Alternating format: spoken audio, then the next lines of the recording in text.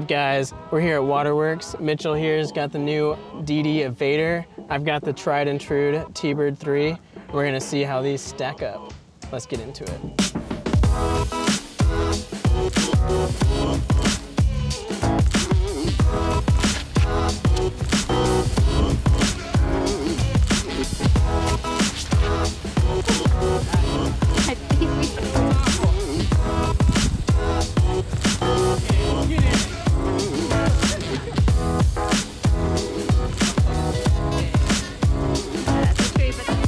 So if you've only started playing disc golf in the last 2 or 3 years, you might not fully understand why so many people rave about the Teebird. And the reason is, it's just a slower disc, so it's a 7 or 8 speed, depending on if you get the Teebird or the Teebird 3.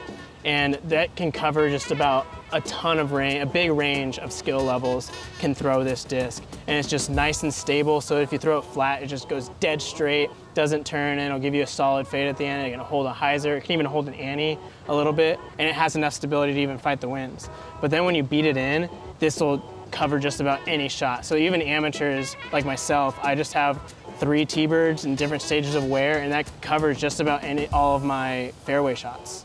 So. Yeah, and the Teebird has been that way. I mean, the Teebird's been out for over 2 decades at this point, so anyone who's anyone has used a Teebird, and they've used it to win all kinds of championships. You have Ken Climo, Paul Macbeth, Ricky Wysocki, even today, has a bunch of Teebirds in his bag. So the Teebird is the disc to have, and every other company, like Dynamic Disc with the Evader, is trying to find their Teebird and make their Teebird.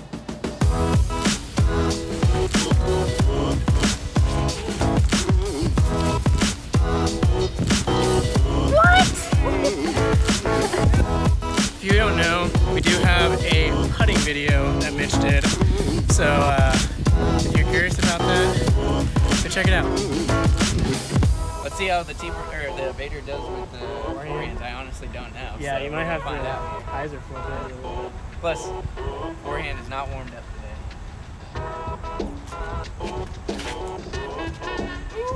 Turn it over. Oh, it looked like it came straight.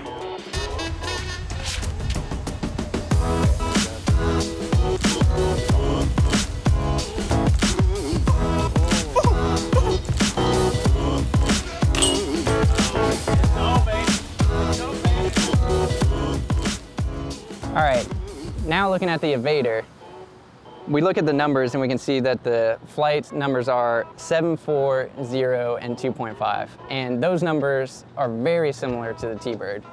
And as someone who's been throwing the Teebird for a long time, probably close to 10 years at this point, it was really interesting to see Dynamic Disc come out with this disc. And I'll have to say, when I first got a hold of it, like looking at the numbers, looking at the shape, holding them up next to each other, like very similar, almost identical. Like I couldn't even tell that they were different. But I will say, when you put it in the hand and you get a good power grip on it, the Evader has just a slight difference. It's almost like the rim width maybe is just slightly smaller, and it doesn't quite fill your hand as much as a Teebird or a Teebird 3 would. So comparatively, very similar, but that is the slight difference.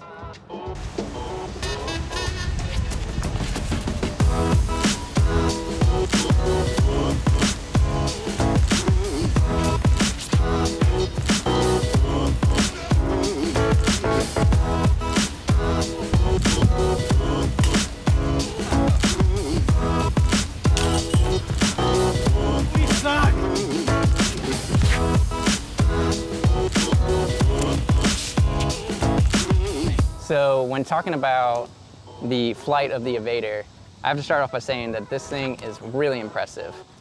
I love Teebirds, been using them for a very long time, but this Evader might actually make it in my bag. They're so similar. They're very similar, but I would say the Evader, fresh out of the box, will just hold any line that you throw it on. If you throw it on a slight hyzer, it's gonna hold that. It might slightly flip, but mostly just hold it, depending on the wind. Straight, this is money. You throw this thing flat, hard, it's just going dead straight. And on the anhyzer, it's the same thing. I would say on the anhyzer, it's gonna hold it, but it's not really gonna flex out of it. It's not really gonna fight to make it outside of that, or out of that flight. Yeah, and when you compare that to the Teebird 3, The Teebird 3 is just more overstable out of the box, especially this luster one. This luster one's pretty beefy. So when you throw it on a hyzer, it's gonna hook up more.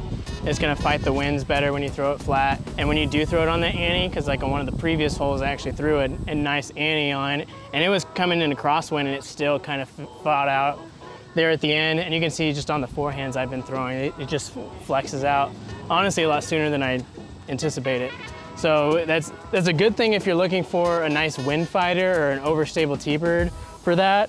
But if you're wanting a workable Teebird, most of the Teebirds out of the box, they're gonna be overstable, and so you have to break them in before they become that like go-to, whatever you want flight out of it. And I feel like the Evader is closer to that out of the box. Like if you get it out of the box, it's closer to that go-to Teebird than the Teebird is, honestly.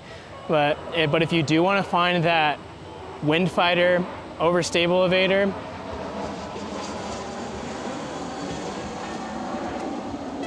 but if you are looking for that overstable wind fighter Evader, I heard that the Lucid X ones are pretty beefy. So those might actually be more comparable to this Luster Teebird 3 in terms of stability, but I haven't personally thrown them. But if you're talking about a workable Teebird, I feel like the Evader is closer to that out of the box than a Teebird is. The Teebird, you're gonna have to break it in, essentially.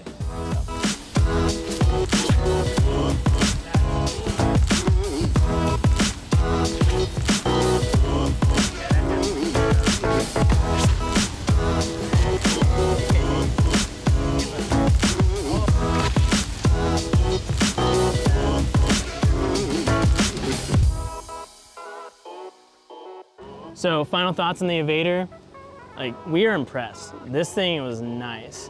So the Teebird 3 is gonna be a lot more overstable, kind of like what we were saying in the flights, but the Evader out of the box is just really workable. Seeing some of the throws that Mitchell was throwing, he was throwing those things on ropes, dude. Yeah, the Evader is really impressive to me. Like you said, right out of the box, I can throw this dead flat, and it's just gonna go straight the whole way, barely fade out at the end.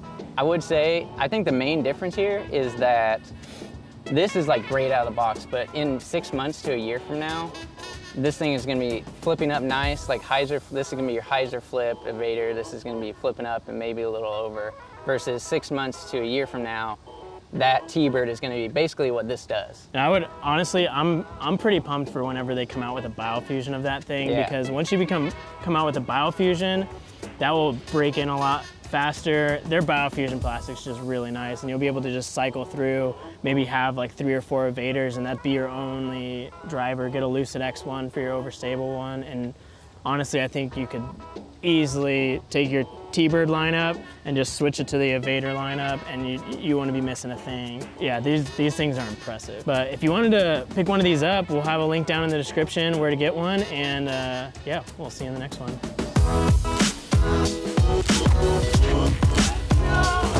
Yeah, buddy. I choked. Oh. If you want this to get to the Evader in shorter than 6 months, that's how you do it. Shredded cheese. Yep.